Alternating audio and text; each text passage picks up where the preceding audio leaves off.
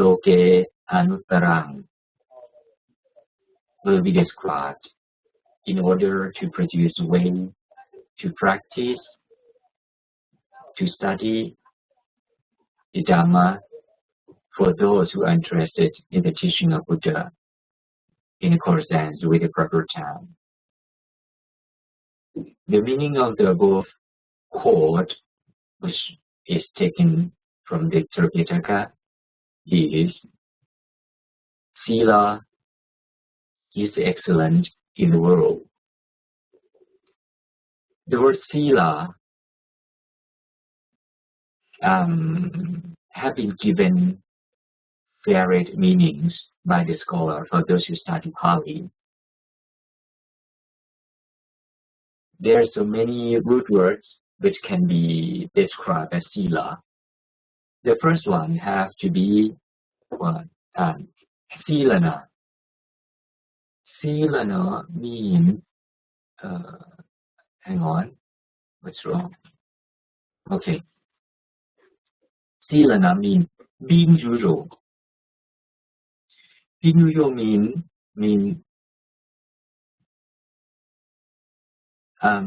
you can control bodily actions, verbal actions, or behavior in a good way. Just let it be as usual, without any defilement, without any bias hidden inside, without any negative thinking, or even very extreme positive thinking. Because if something is too much or too less, always cause a problem. You don't know yourself. I don't know myself that much that, yes, I got very negative thinking or very positive thinking. What I know is only, yes, it's my idea, it's my, not idea at this time. It's my gesture, it's my words, what I have been speaking out to the others.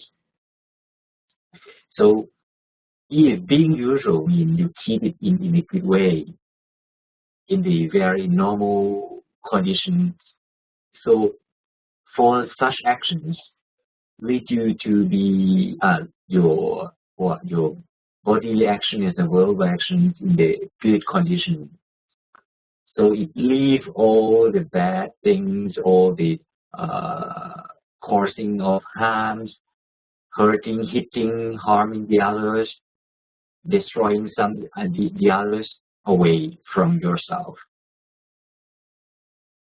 It's a bit complicated, but if I give you the example, it might be a lot easier.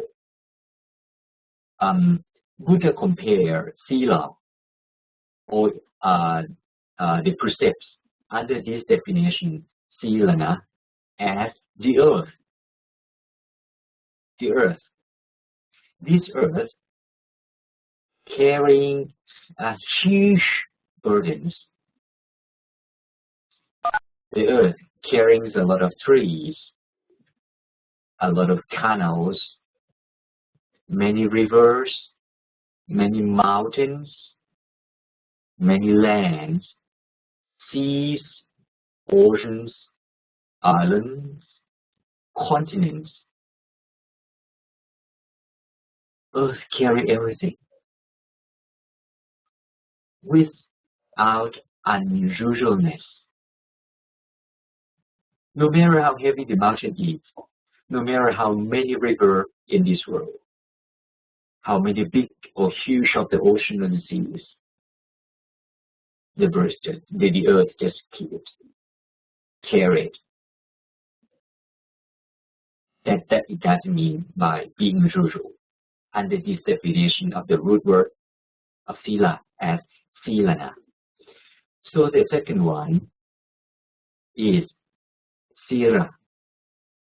Sira or sira means head, the top part of the body, the control center of your body. Is it true? Yes, according to the physical term. But For us, I think I'm not sure whether I used to say to all of you or not that Citta is the foremost of all things. So that is against with this saying? No, it's not. It's because Citta or your mind is abstract. If mind stand alone, mind cannot show any expressions, mind cannot take any actions by itself. It needs equipment. So head here, where it keeps the brain. The brain becomes the equipment of the mind. So the brain is controlling center, but the real controller is your mind.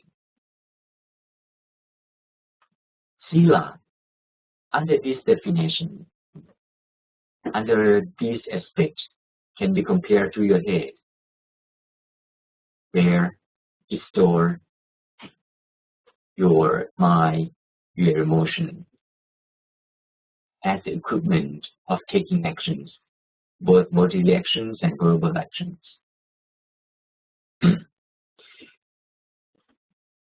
So the third one, the third root word for sila or precept is sisa. Sisa means great, important, quite easy. It's very great. It's very important. It does mean. So it means, I can say that under this definition, I can say is the one that how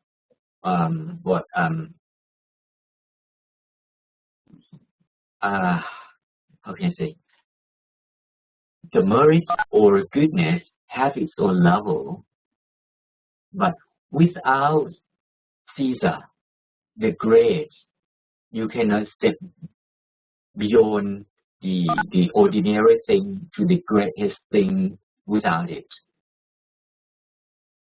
So like you need 10, even though 10 is really neat, but you have to start from 1. Sila can be compared to the greatest thing, the very beginning of the greatest, as number 1. That's why it's a bit hard because sometimes it's so, it's quite abstract, and then I got a limited vocabulary, so sorry for this. All right. So the fourth one is Sitala. Sitala literally mean having cold. Yes, cold, not cool, cold. But according to the English, if we directly translate it as having cold, it means you are catching cold. So that's my understanding. So that's why I changed it a little bit. So having cool or calm. Having cool or calm means when you have a cool mind, the way you think, the way you speak, the way you take actions will come in very smooth and nice and easy way. Not so aggressive. No, when you speak, you can speak without any harsh words, any strong language, any rude words, because when you are cool inside, your mind is so calm, your mind is so cool, you don't have to be rushed. So no matter how hard you have to work, no matter how long you have to speak, no matter how deep in detail you have to think, you will think in very easy way. Because you might stay still, feel cool and calm. That's why. That's why that is another definition of sila as silatana, or mean having cool and calm. So when you yourself have such a thing within your mind, and it's expressed out by the body actions or verbal behaviors, the person around you can perceive it, can acknowledge it by your actions. When people around you feel about it, it spread out more and more.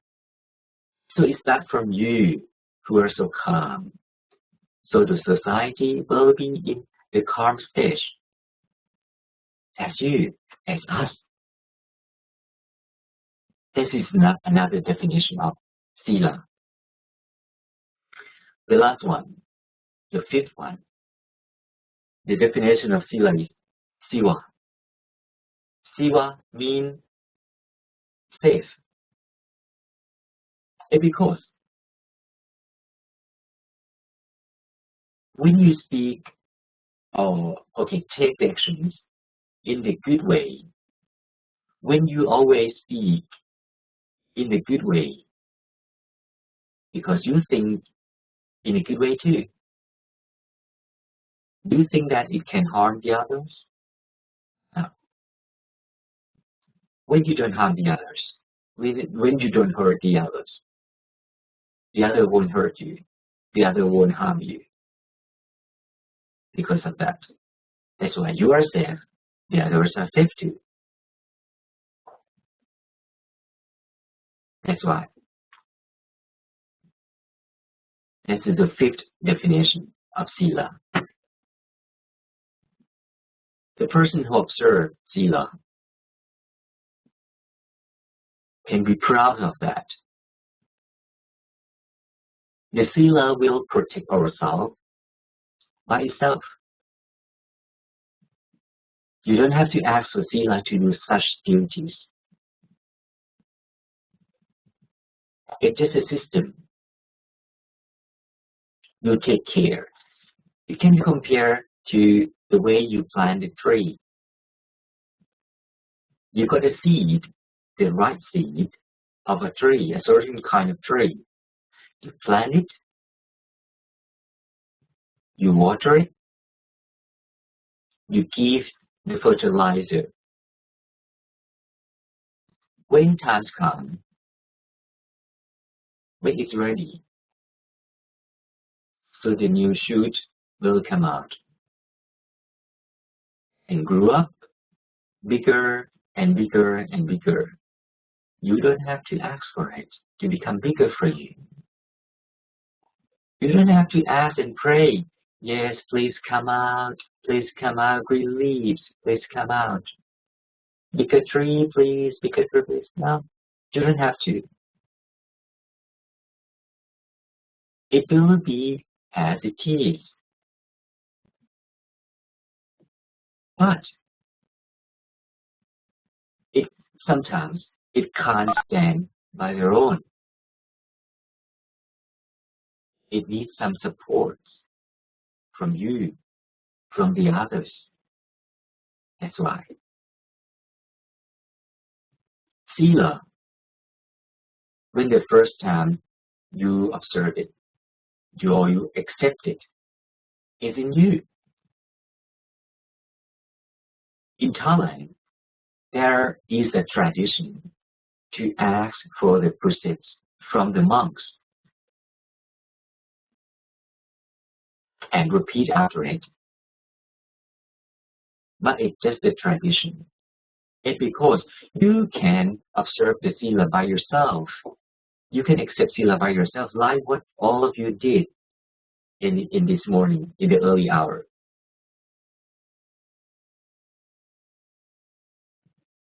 Because in Thailand, we got plenty of monks. I mean, yeah, I think more than 200,000 at this time. But during Vasa season or rainy season, it can be up to 300,000. So that's why we got a lot of monks. So people can go to the monastery or temple and ask for the precepts. They got a lot of choices. But here, as monks are so rare. So that's why. But it's okay. Buddha didn't force us to. You have to go and accept the precept from the monks. You can initiate it by yourself, all of you. But when you need some witness, yes, for sure, come to us, come to me, and ask for, can you please give me the precepts and be my witness? Yes, I can do that. I appreciate it. But however, after you accept the precepts, observe the precepts already, the sila, okay, the sila do the duties by itself. Because when you control your bodily actions, verbal actions, you protect yourself. I don't do bad things. When you don't initiate it, though you didn't start it, how can it be continued? Nothing will be continued. So when not even one bad thing have been initiated by you, so the rest have to be the old thing that already happened in the past life, which we don't even have a chance to know it, except you can attain a certain level of meditation and know that, okay, I have it had been done in the past life, so that's why I have to accept this karma. I have to accept this bad thing that's going to happen to me. But it's okay, let it be. You cannot change it. Because if you used to have a knife in your hand, in your palm, and then no matter with intention or without any intention, you cut yourself, you cannot blame the knife. You cannot blame yourself and don't care about the wound. At first, you should take care of your wound. And then learn from that thing. Be careful when you have to hold the knife again. Take more attention while using the knife. You cannot change the cut. It's already happened. That's why. But if you have the precepts, like, okay, next time you use the gloves, whatsoever, or protection things to protect a knife from cutting yourself, that's a kind of sila.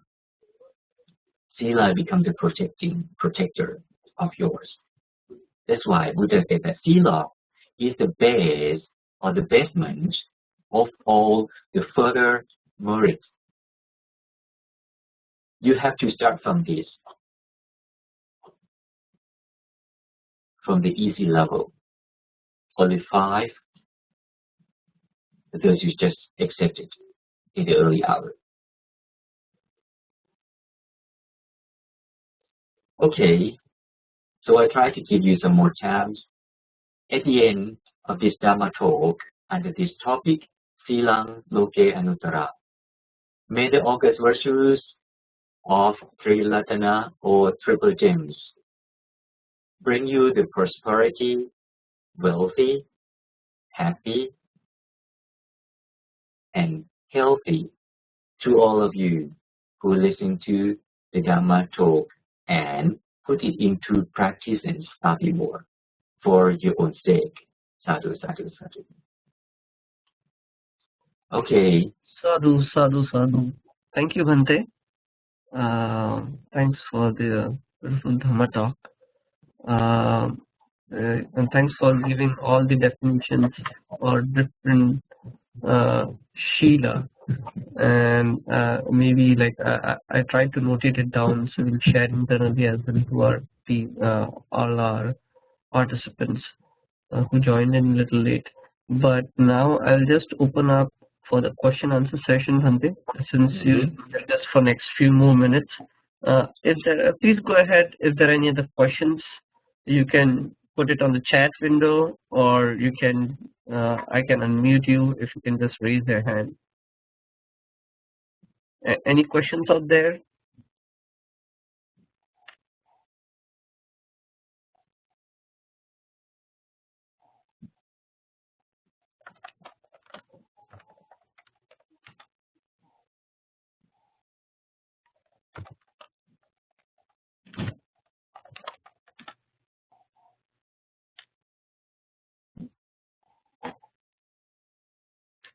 Okay, as people are thinking through it, let me ask one question, Bhante. So we got this meaning of different forms of Sheila.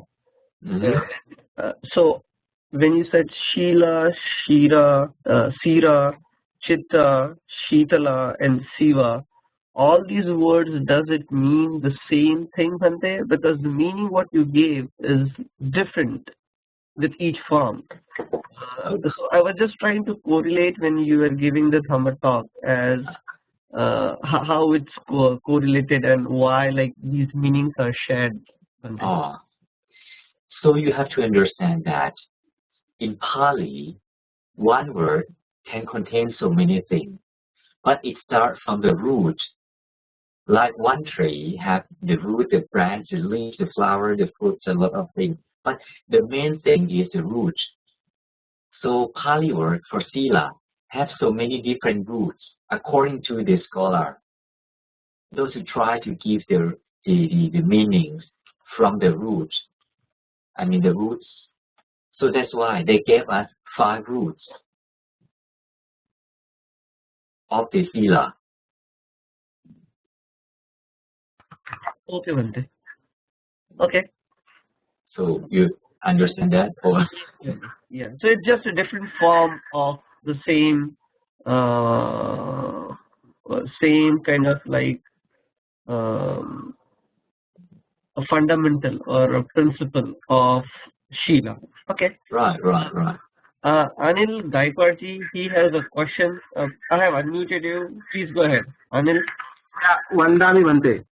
Yeah, Sadhu. Yeah, I was reading one article where they were defining Amitabha and Buddha as a 2 different stages of Buddha. So I would like to know what is the difference between these 2 stages. Oh, you have to understand that according to the Buddhism in this world right now, it divided to be 2 schools or 2 sects. The one is Theravada, like us. I mean, like me. So another side, another one is Mahayana. It can be compared to a bird with 2 wings, the left one and the right one. So Theravada stand on the left, Mahayana stand on the right. But when we talk about the same thing, but with different perspectives of things. Like Buddha. For us, Buddha is only one. At the time, we don't have second Buddha, third Buddha, fourth Buddha at a time. We have only one at a time. But for them, they have so many. So according to their understanding, according to their perspective of Buddha, so they got so many names. So I'm not sure whether Amitabha is the same Buddha with us or not. But sometimes it just represents only the one perspective of the Buddha, or just only one image of the Buddha. Like, have you heard about the healing Buddha? In Mahayana side, they got healing Buddha. Those who take care of the ill, those who take care of the aged person, who, if you got some disease, you can go and pray from him and ask for his help. That is just an image of the Buddha. So that's why they have its special name, specific name for it. But for us, Buddha is Buddha. That's why, like Amitabha, they got it is one out of many of the name that they try to establish, to mention one perspective, specific point of view about Buddha in their school.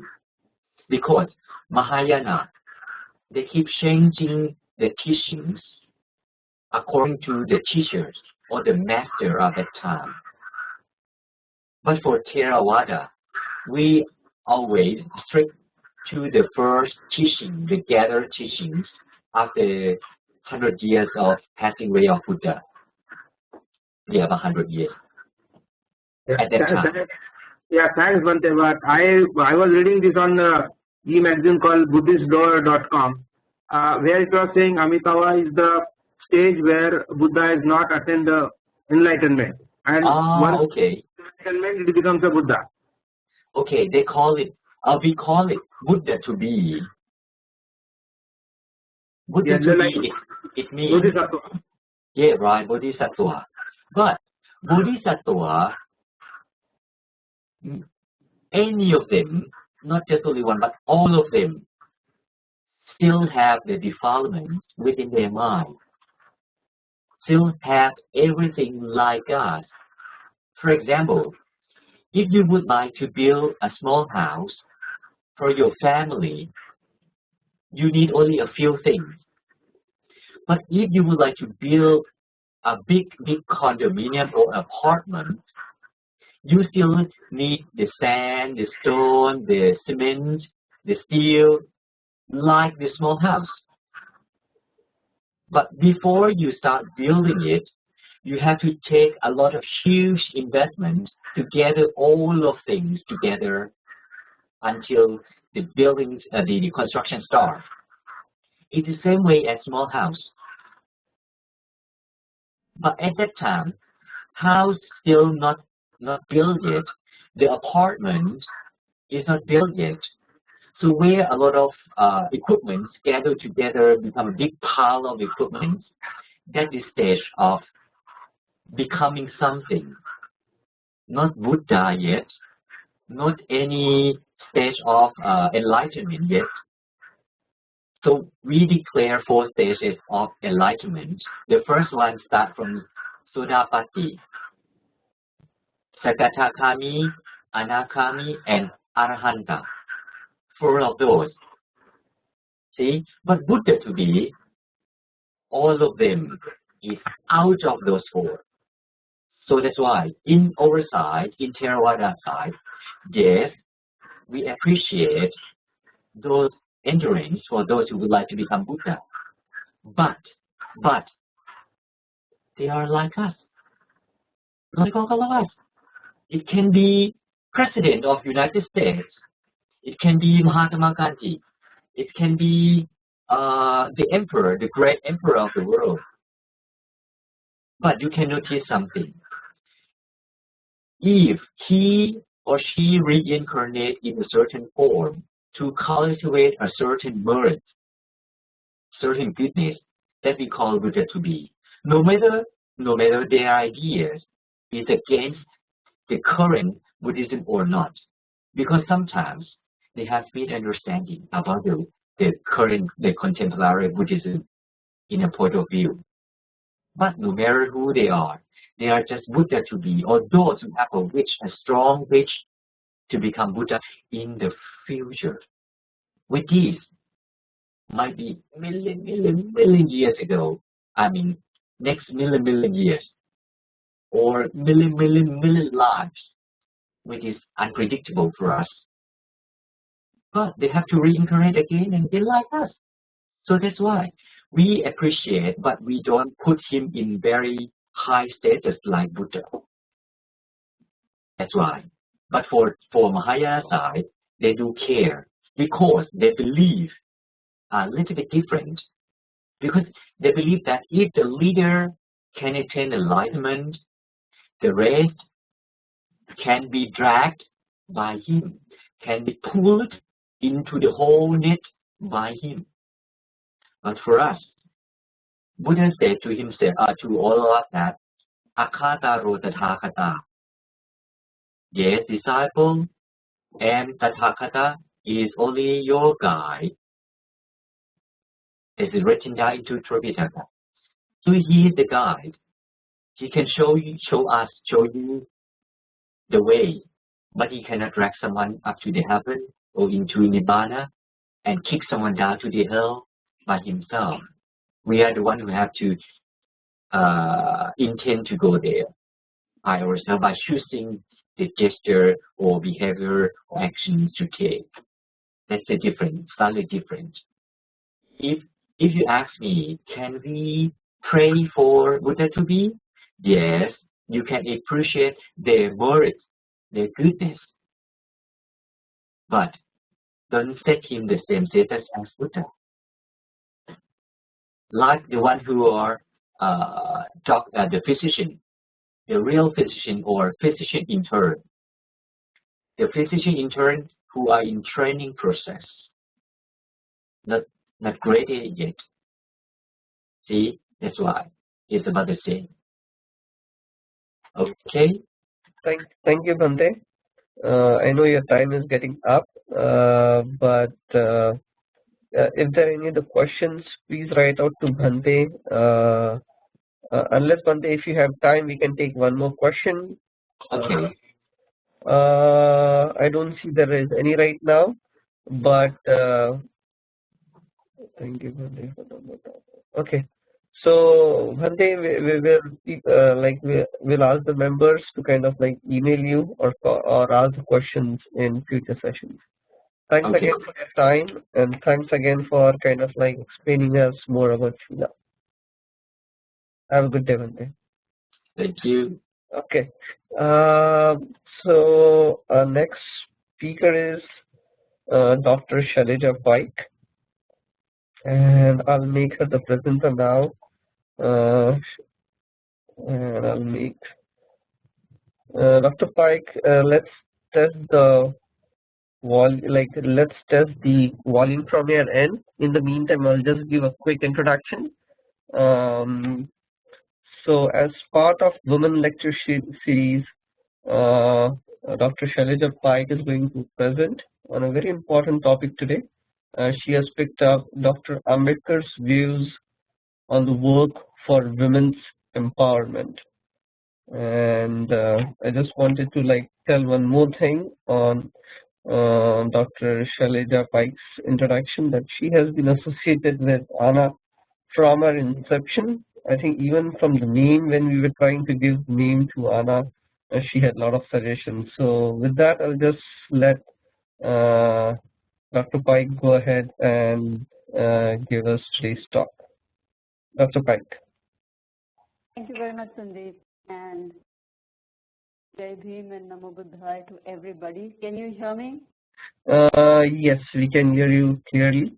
Okay. Please go ahead, continue. All right, great. So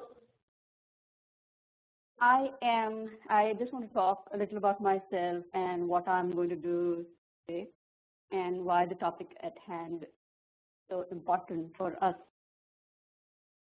I'm a historian by profession, and I teach at the University of Cincinnati, which is in Ohio in the United States. And in my talk today, I am going to focus on Dr. Ambedkar's views as well as work to build women's power. I will use some events. I will talk about maybe some excerpts or some stories that you already know of. But I am going to think a little deeper and maybe help us understand as to what can we learn from whatever has happened in the past. And that is the reason history is very important, especially to our community, because as we know that there are very few histories being written. And people also think that history is subject of the dead and the past that will have nothing to teach us. But if we really get into the past, we also can understand as to how we have built ourselves And that is the reason, especially for us as Buddhists, to know our society and our community and understand our tradition and the revolutionaries who have almost exerted throughout their lives to make and build our community and our families, our individuality, and helped us to be what we are today.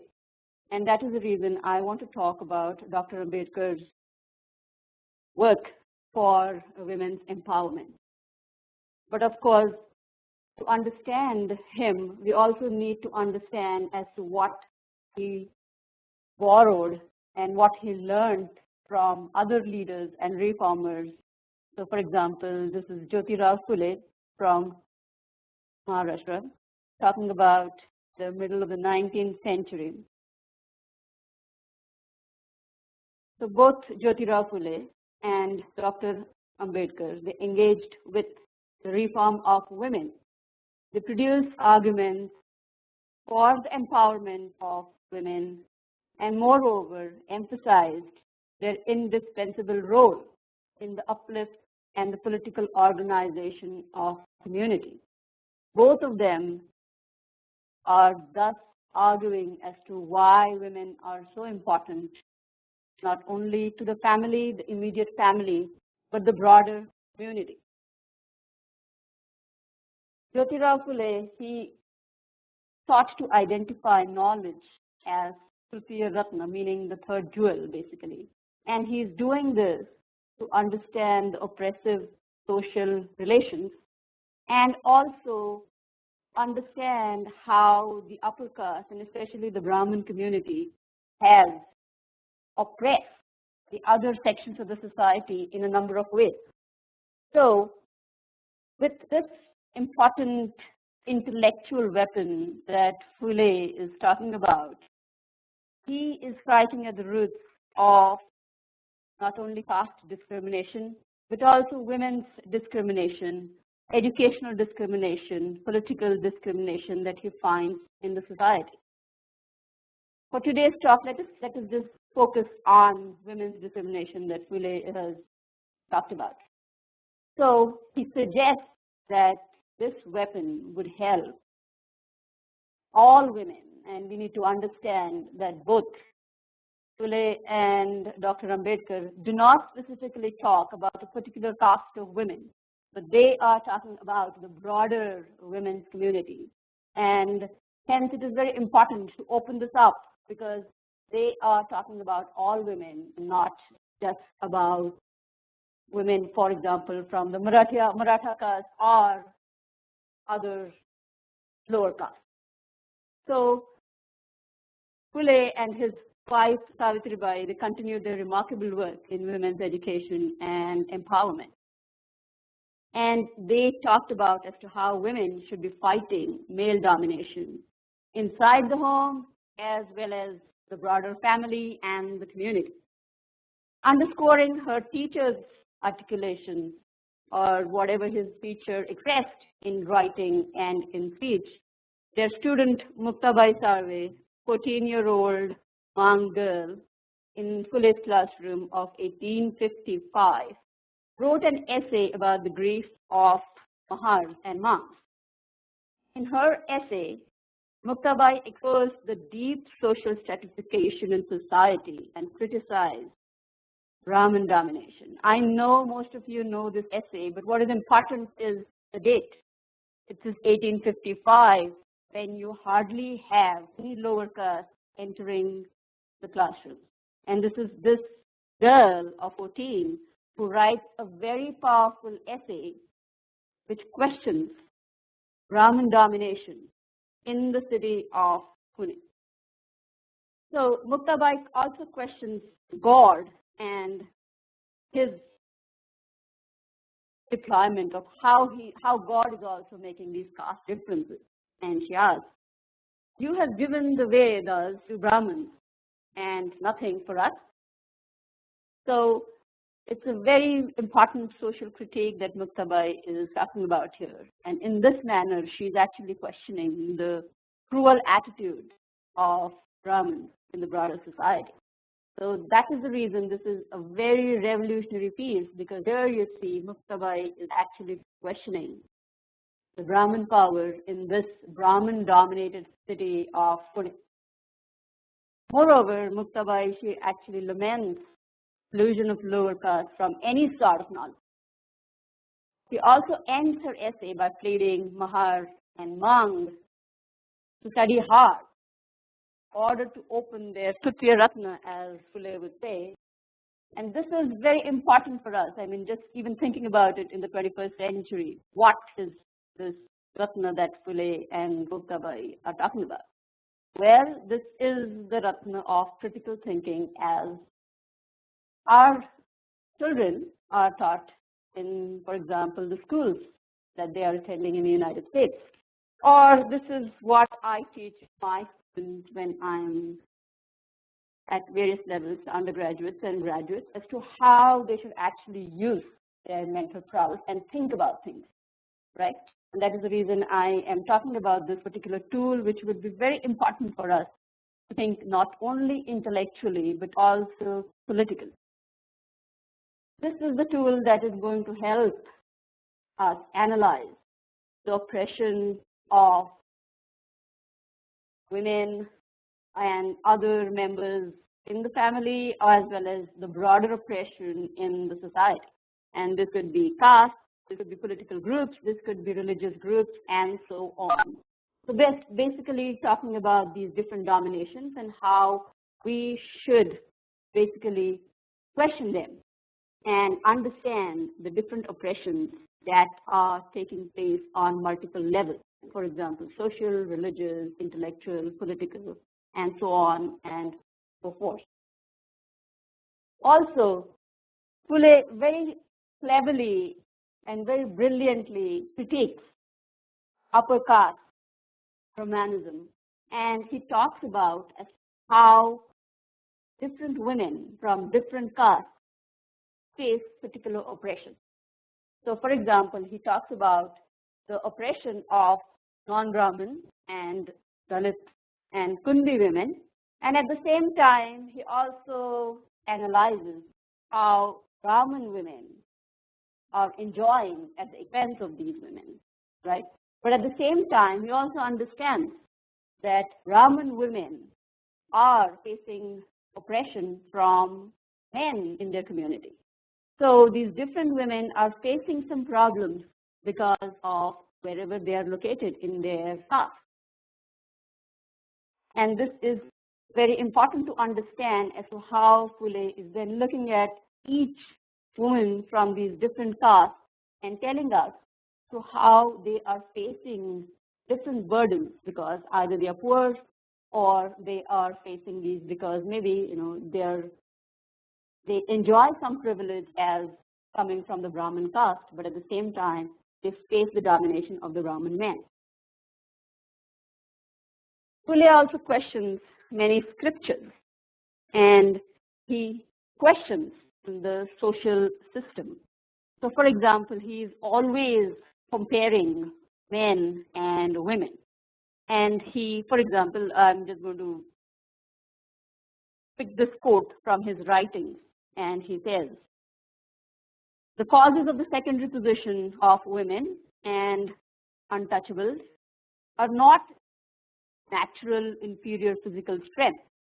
And this is exactly as some upper castes believed at that time, or maybe even today. But this inferiority is basically due to their lack of knowledge.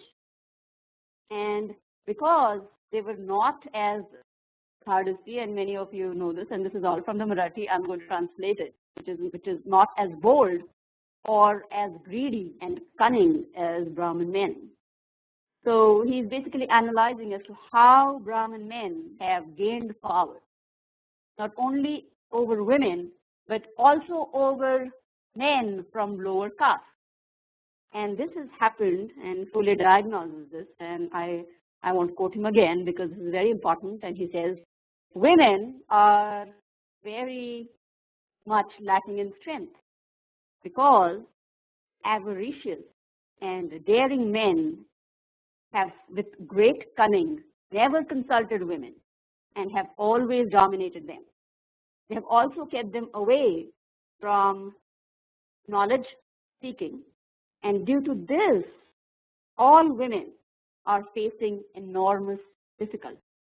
So it is here once again we see that Phule is asking all women and all lower castes to open their intellectual faculties and fight for real power, right? And this, for the first step towards fighting for this real power would be seeking education.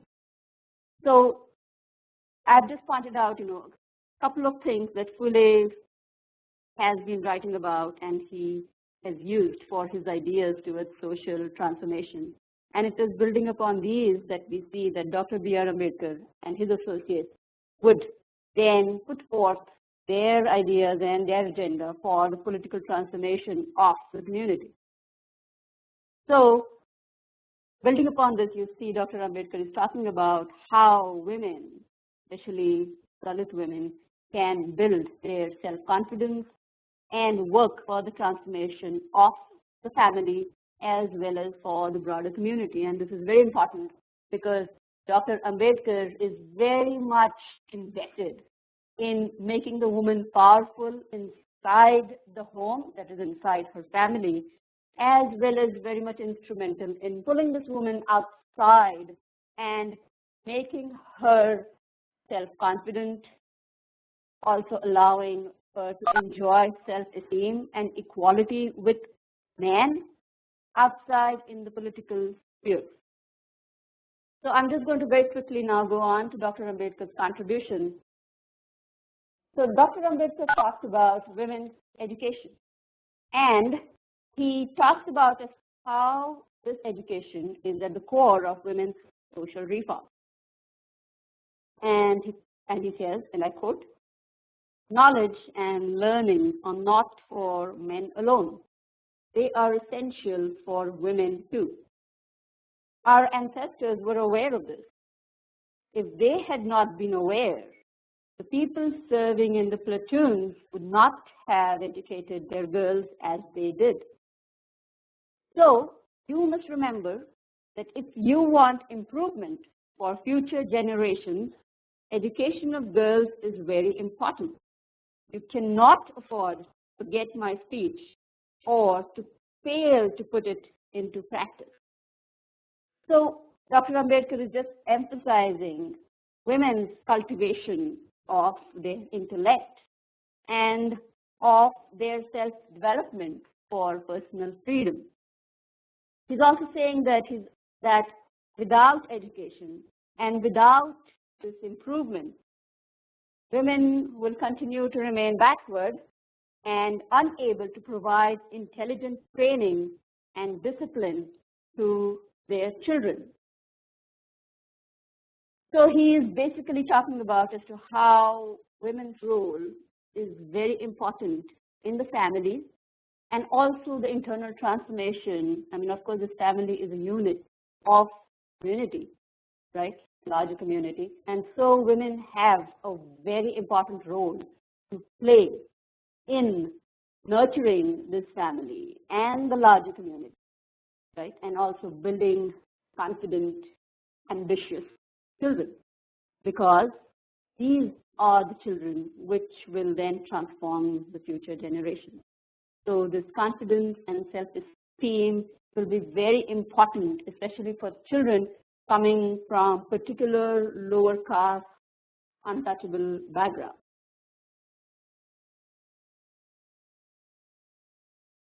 So Dr. Ambedkar is also encouraging women, and both men and women, to think about their experiences of caste discrimination and exploitation, which are basically a result of their social status. And we know this is happening because of the existing social structure.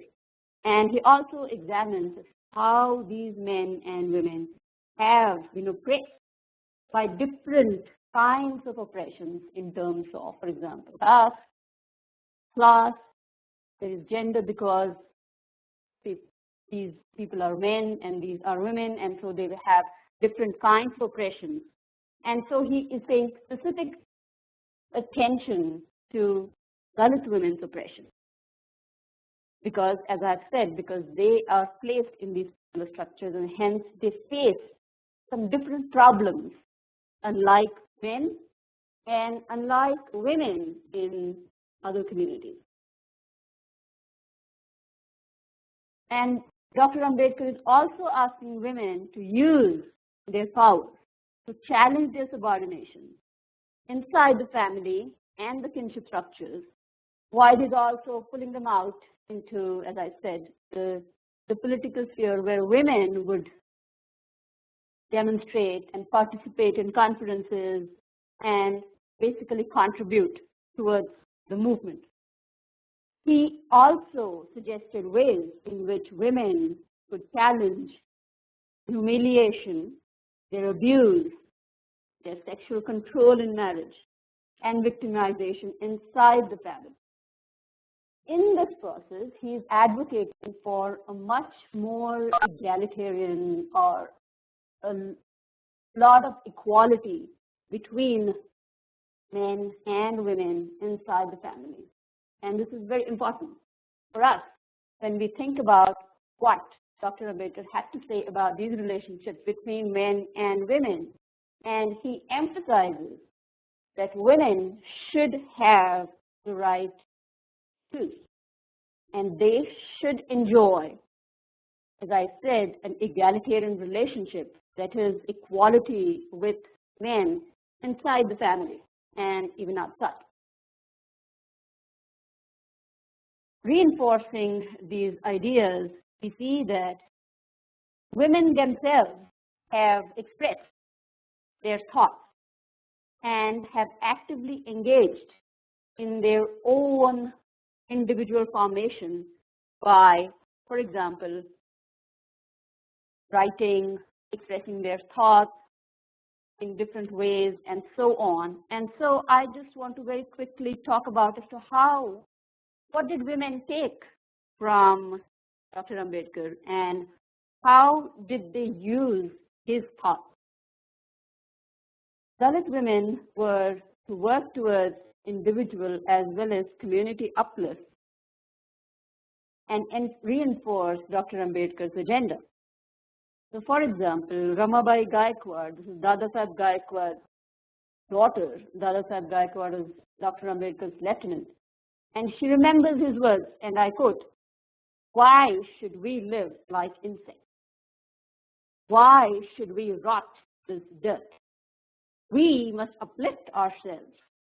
We also must send our children to school as the other upper castes do. Our children will cast their light on the world." So this is not an ordinary woman. This woman is a great fighter who participates in the Nashik Satyagraha, the temple entry movement of the 1930s. And she is very much strongly influenced by Dr. Ambedkar and his associates and her father.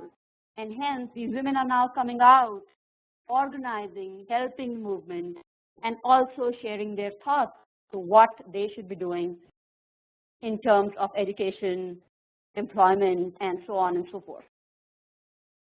Women are also invited to participate in these different functions and conferences that are taking place, and they are not silent.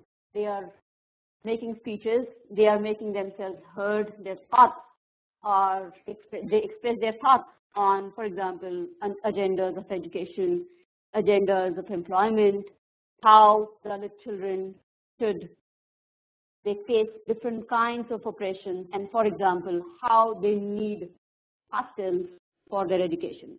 It seems very easy for us when we think about this, sitting here in the US or other privileged countries, thinking about all these problems in the 21st century. But just like, I would just like to suggest to transport yourself back maybe to the early 20th century and think about as to how reformers had to fight. just to enter a particular school because they were not allowed, or the children were not allowed to enter the school. They had to sit on the outside porch or the veranda, seek education, right? And it's talking about these initial fights and what do they tell us about not only the reformers but also ordinary people like Ramabai Gaikwad. Dr. Ambedkar also emphasized that the problem of caste is because of the closed system of endogamy. That is basically how these different castes marry within themselves.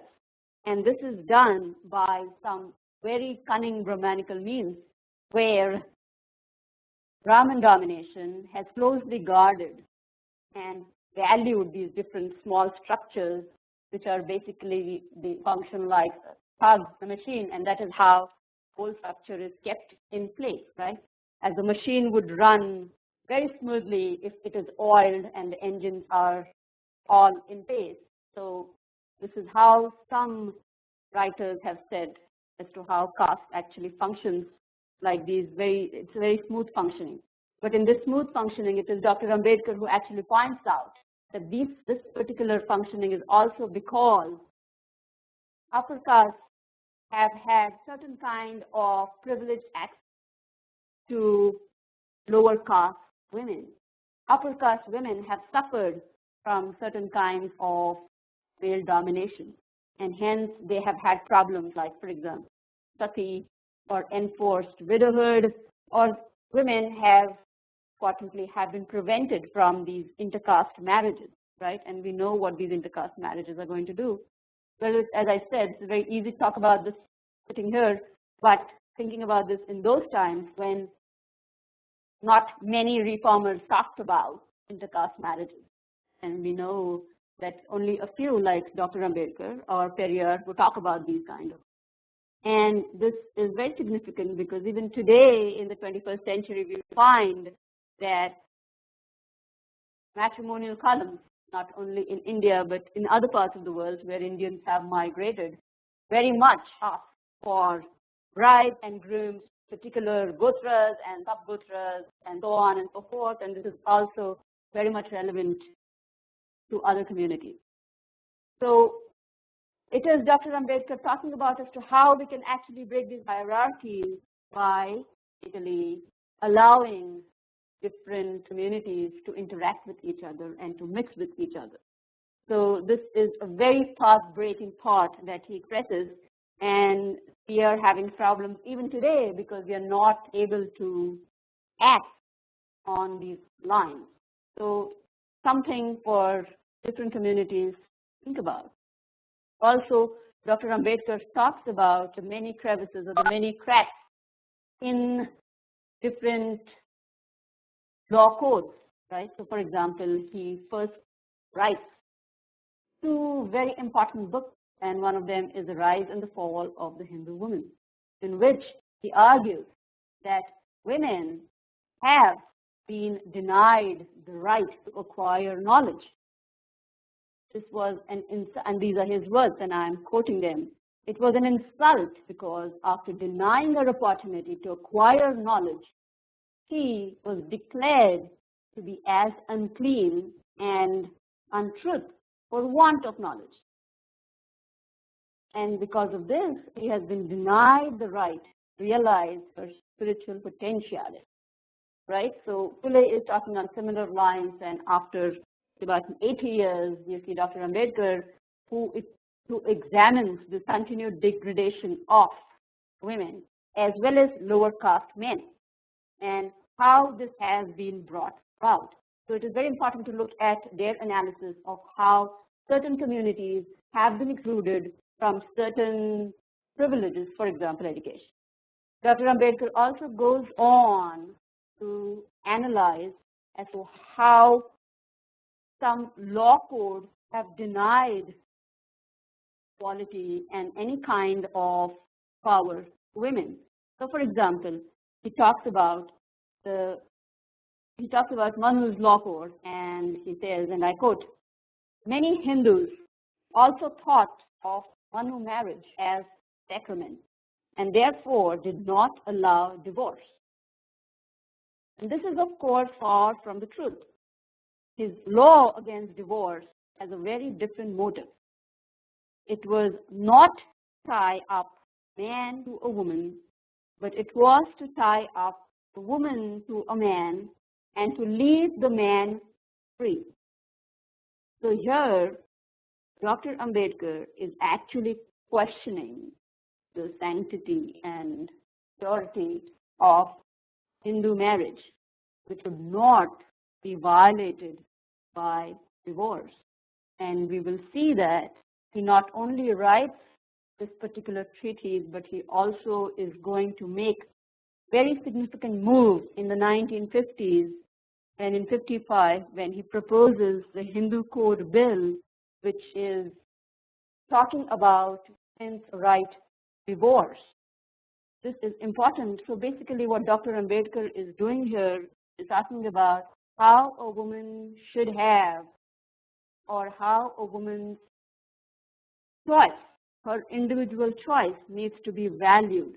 She should have the choice to choose her partner, make her marriage a healthy space, and she should also have the choice to break it at her will. Right? So this is how Dr. Ambedkar is trying to give power to women and trying to value their choices inside marriage or even otherwise. And he does this in a number of ways by, for example, talking about as to how women should also think about, or both men and women should also think about intercaste marriages, right, as I just touched upon in the beginning.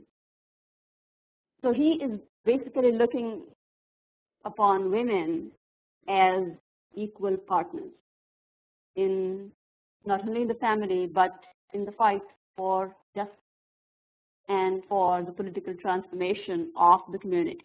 And it is in this manner that we see that he is basically trying to open up some kind of spaces for women.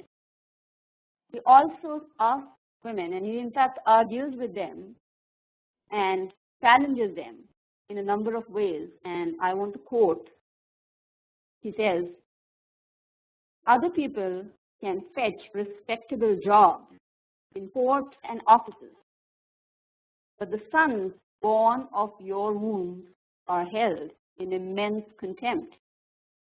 When you know all this, how will you answer if someone raises questions about why you gave us birth? What is the difference between us and the children born of the Kayas and other caste Hindu women? Why are Dalits subjected to an inferior position? Why are they denied education and job opportunities and simple rights of humanity? You must think about this. You must realize that you possess much virtue, character, and purity like that of a Brahmin woman. Moreover, you have the tenacity of mind.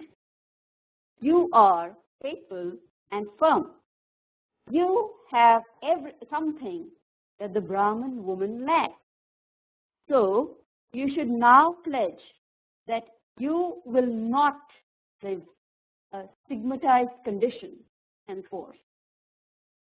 Men have decided to work for the improvement of the community, and so should you.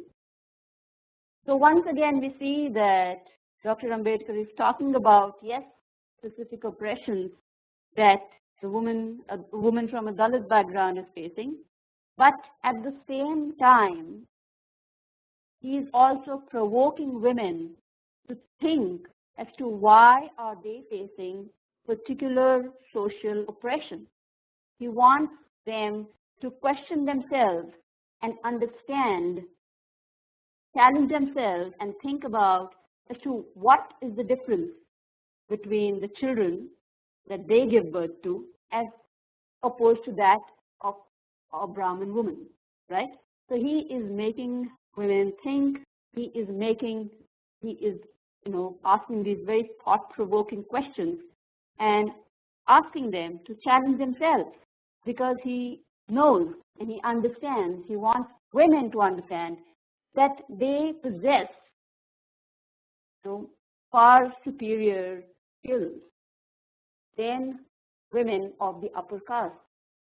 So they should basically challenge their own social conditions and think as to what is causing the differences in society. What is making and why is, for example, the upper caste or the Brahmin woman so powerful? Why is she poor? Is she pure? And why is, for example, the Dalit woman impure or considered impure? Who is doing this, right?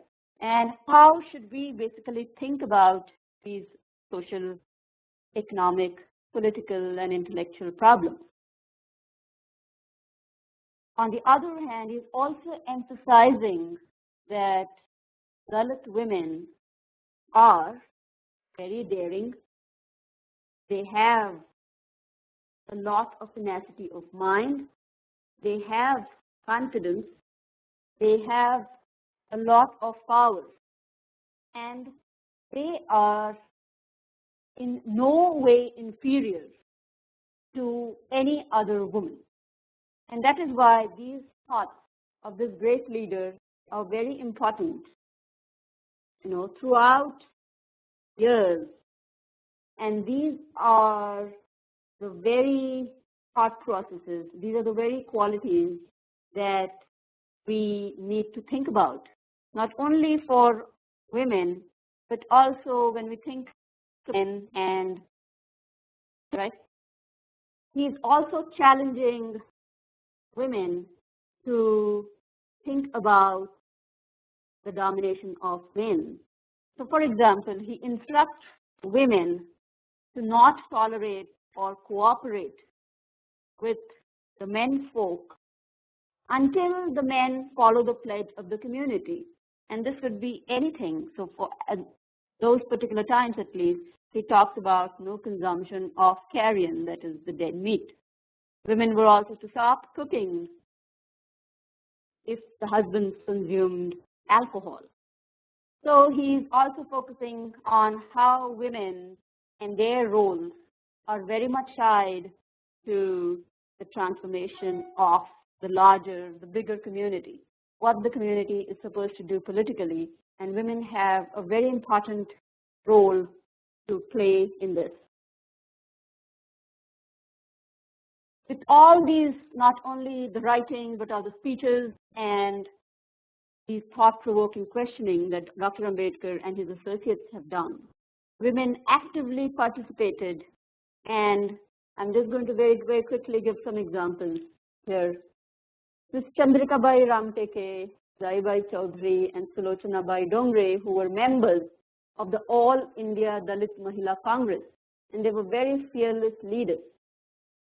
In 1945, this is our history, and we should be aware of it, and that is the reason this is very important to us, that we know as to what men and women have done to make these kind of changes in our community. In 1945, Zaibai was a major scheduled caste federation, which becomes a very major political platform for Dr. Ambedkar. Lakshmibai Naik established an untouchable women's society in 1921 in Amravati. Dada Saheb Gaikwad's daughters, Sitabai, Ramabai, and Gitabai were in the forefront of the Kalaram temple entry satyagraha of 1930. Ratibai Puranik was responsible for organizing the first sisters of the Bahishkrit Bharat conference and worked for the wide distribution of Dalit journals. Mukta Sarvagod organized women in Mumbai's BDD Chawls or tenements and established 19 women's associations. So women were very much involved in the different campaigns, protests, demonstrations, satyagrahas, listening to political debates, participating in them, expressing their views, as I've said, and also organizing different movements through maybe the Bahishkrit Hitarme Sabha or otherwise.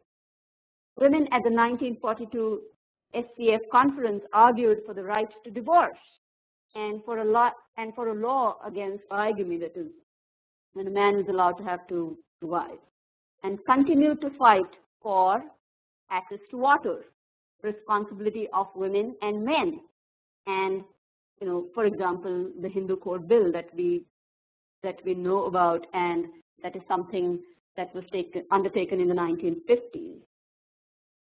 In 1946, the SCF candidate was Radhabai Kamble, and people from Nagpur may know about this. But just very quickly for our today's talk, I think this is very important as to how women start thinking about these issues. So Radhabai Kamble, who was educated only until the 4th grade, was very adept in standing before thousands of people and delivering provocative and strong speeches. And once also declared, and it's a very important quote, and I want to quote Radhabai here, and she says, "We will win our rights, ever happens. If they don't give them to us, we will grab them, take them by force, and snatch them away." End quote. So this is this woman who is educated only until 4th grade, but she has been struggling. She understands her different oppressions, social, economic, political, and rises to the occasion to make her own intellectual contribution to the movement, and is talking about grabbing rights. This is very important. So women have, with this, participated very actively in these movements, and they also supported Dr. Ambedkar, who challenged domination of men, as I have said at different occasions.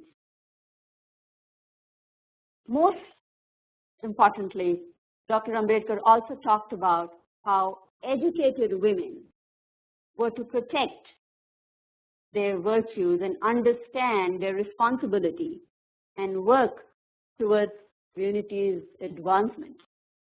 Something that we need to be very cognizant of as we are thinking about our own community and the ways we can improve our community. So he challenges women and, of course, men through his writings and speeches, public activities, thus working towards their own individual as well as a collective uplift, which he thinks is very important for the emancipation of the Dalit community.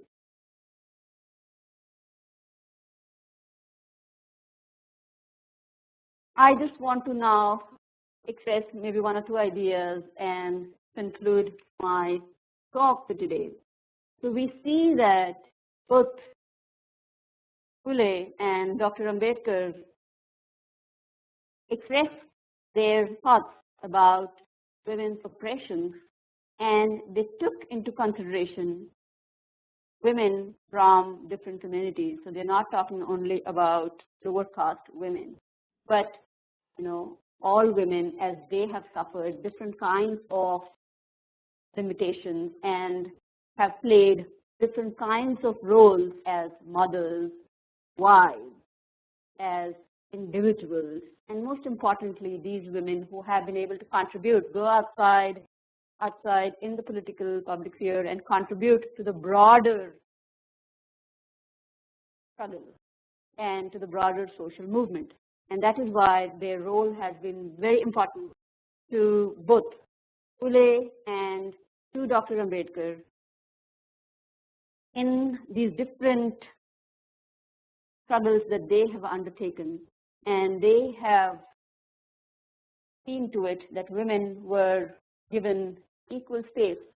Women were also, given the opportunity to organize, have their different associations, and gain political consciousness as they continued to work within their families. So on that note, I would like to conclude my talk today. Thank you very much for listening to me, and I am ready to take any questions I have. Okay, thank you, Dr. Paik. That was a very impressive talk. Members can go ahead and ask the questions. They can also put it in the chat window. So I'll unmute the lines now. Can I ask? Please go ahead. Please go ahead.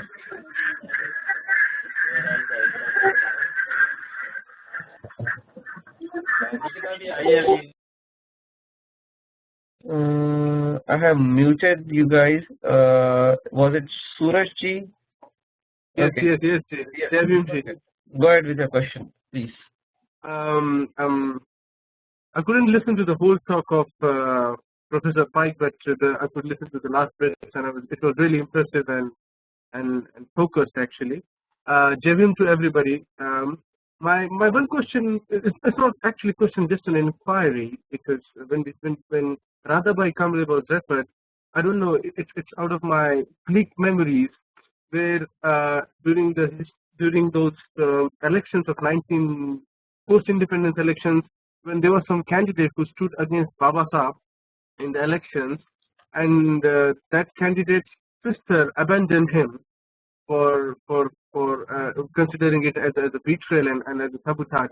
I'm not sure if it is Radhabai Kamble or it is Radhabai Jadhav from Nasik. And it's fine. I mean, if the professor doesn't know that, but I think I would really love to know, not now, but sometime sooner actually.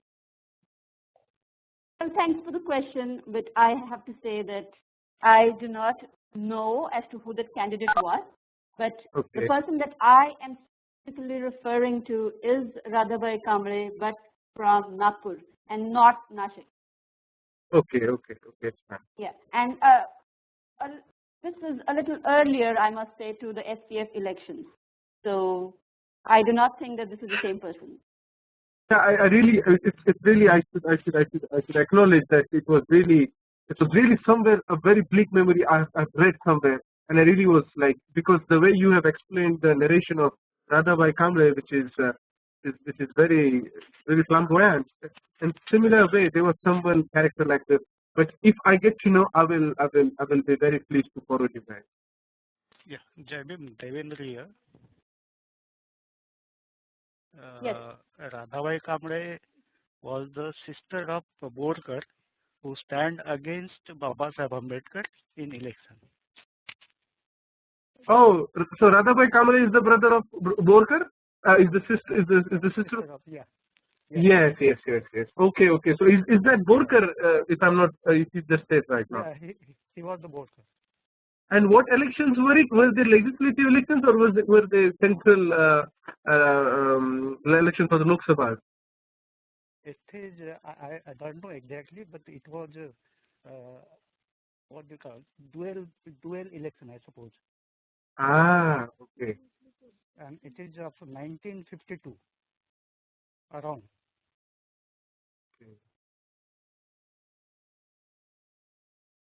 Okay, good. Thank you for the information. I did not know that. Okay, good. So the members, the participants are really kind of like informative, and everyone is having a good knowledge, so that's good. Any other questions for Dr. Paik?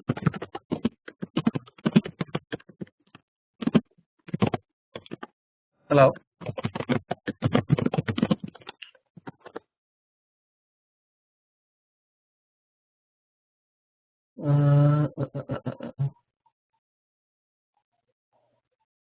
Okay. Okay, we still have 4 or 5 minutes. If there are any questions, I'll wait for a minute or two. But thanks, Dr. Shailaja Paik. It was really a very good talk. Thank you, Sandeep, for working very hard on these lines and getting speakers for the forum. I think it is very fruitful. No, we have an excellent team who coordinates well. Thanks again, and we look forward to kind of like to hear you more and for any like inputs or suggestions you have for the team over here. So it looks like there are no other questions, but thanks again for joining and thanks for your time. I Yes. have one question. Sorry, because I just saw Anil Gaikwad ji online. I thought if you have 2 minutes, I could rather use this opportunity to just say Jai Bhim to him. Sure. I can unmute him. Also, Surajji, this is Mahesh Vasnik from Detroit. Can you also introduce yourself? We are not aware of. Okay. Can you please introduce yourself? Sure. Jai Bhim, I'm Suraj. I'm Suraj Jengde. At the moment I'm in South Africa. I'm conducting my research here at the University of Witwatersrand in Johannesburg. So that's very brief about me. Anilji, are you there? Yes, he is here. I have just unmuted him. Okay. Anilji, how is Buddhist voice going on? Because I just wrote an article, critique. It's a critique on Gandhi and Mandela and about the South African legacy. I will very soon send it to you because the way Gandhi is being revered, it's a critique about Gandhi's activism here and also about Mandela. So I think it will be good for the readers there. So I will definitely send it to you. This issue is going to be on Mandela. If we can say, it will be great. Well, I will just please. Can you let me know when should I send by the earliest, because I have to finish the last bits of it. But if it is soon, I'll be more than. If you can send me in 2 to 3 days, that will be great. Well, okay, fine. Let me just start working it from right now, actually. Yeah. All right. Hello. Hello. Hello. Can you hear me? Hello. Yes, we can hear you. Go ahead, Pankaj, go ahead. First of all, I must congratulate Professor Shailja. It was really a very much informative and good topic she has taken. And she has done a very hard work to prepare for this topic. She has talked about Hindu core belief, and there were a lot of things for empowering women. For empowering women, she was dealing first mostly with the education of the women. Certainly, education will definitely help in empowering the women. But one more thing, you see, one important thing I want to know from our learned professor, how to achieve the political, social, as well as economic rights for women. If she can put some light, throw some light on this subject, that will be very kind of her. Thank you.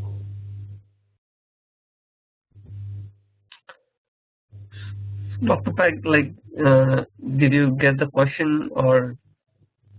Yes. Okay, go ahead. So first, before I do that, I really want to thank everybody for attending the session and for making this event possible. So thank you all for that.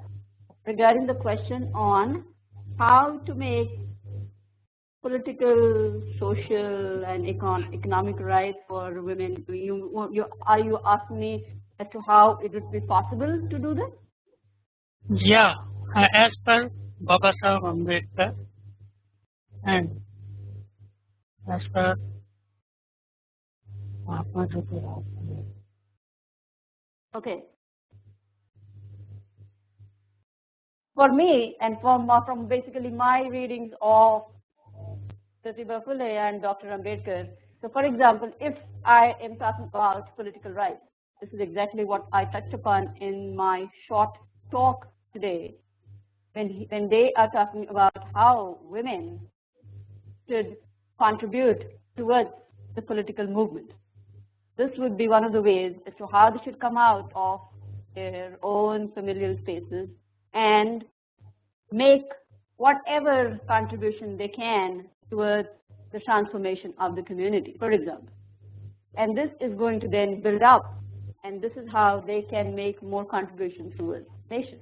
So this, I would say, is one political step of how they can make changes on their own level. When it comes to economic rights, it is Dr. Ambedkar who is talking about employment for women and opening these different doors for them. And he is the one who is making some changes in the law, for example, as to how women can immediately gain employment as teachers, right, after a particular grade of education. And he also makes some provisions for their employment, and that is where we have the quotas. That is where we have certain categories of women being favored, right? This is how he has opened these employment opportunities for women. He also does many things when he becomes the law minister. And these are some of the efforts that I can talk about for now.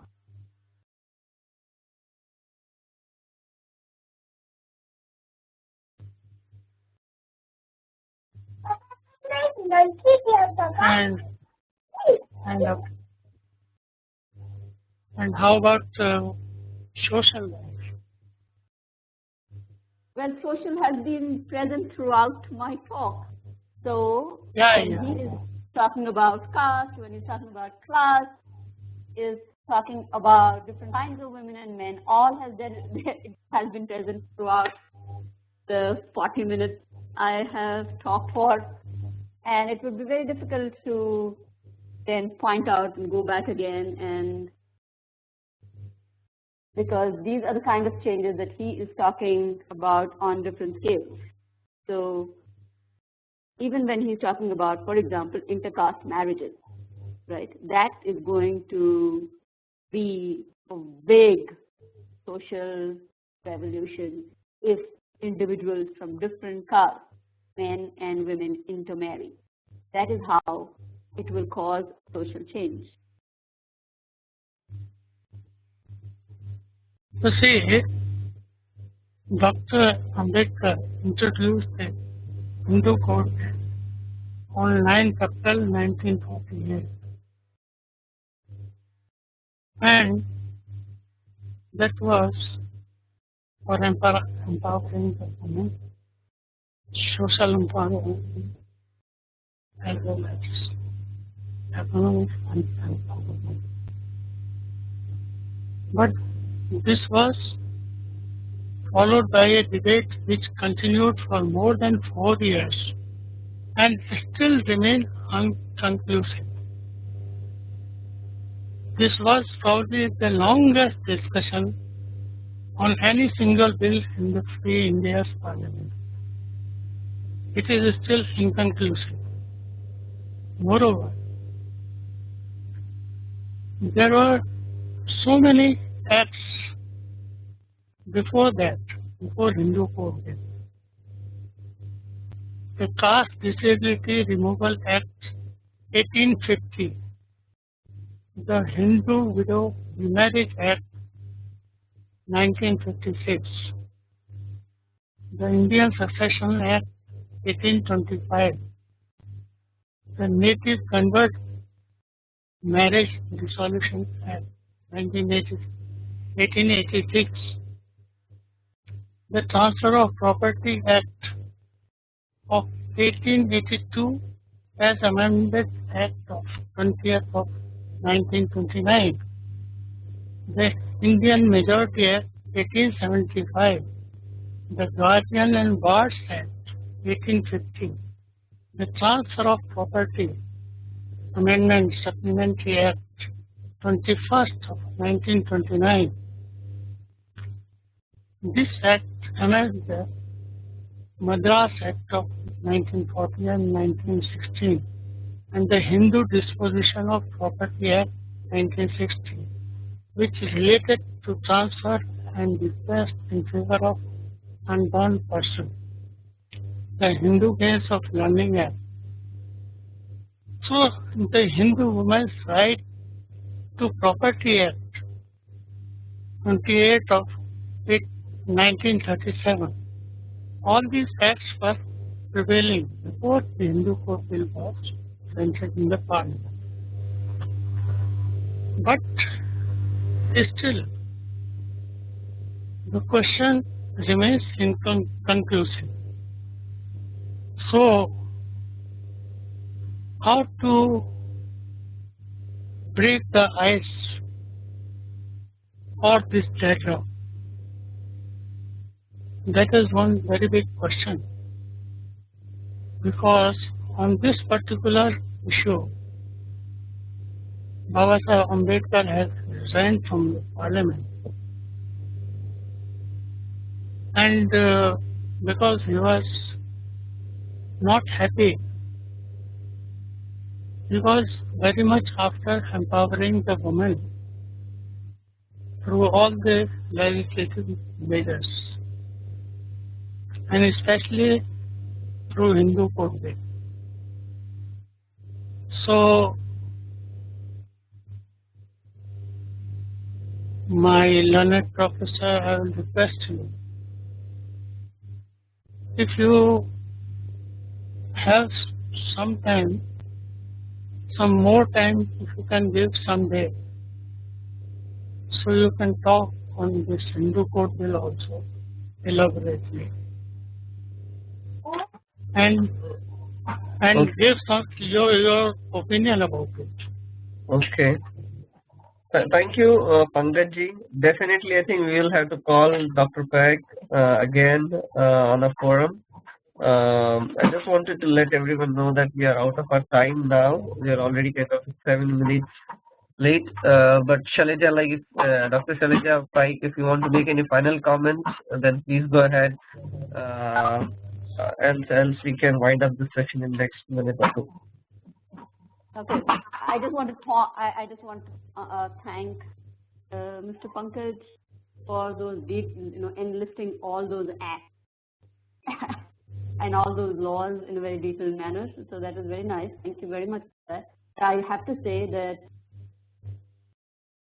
the leaders have done their work, and there have been many victories, as well as a lot of work has to be done. And it is we who should realize our responsibilities and pitch in whatever we can do, continue the caravan forward, as Dr. Ambedkar has told us, and also contribute our wit in whatever ways we can to fight for the changes that we would like them to be. And I would like to end on that note. Thank you very much, everybody, and thank you, Sandeep. Thank you. Okay, thank you guys. Thanks again. Thanks for your time. Nama Buddhai, Jai Bhim, and Happy Indian Republic Day. Good night, India. Have a good day, US. Bye bye.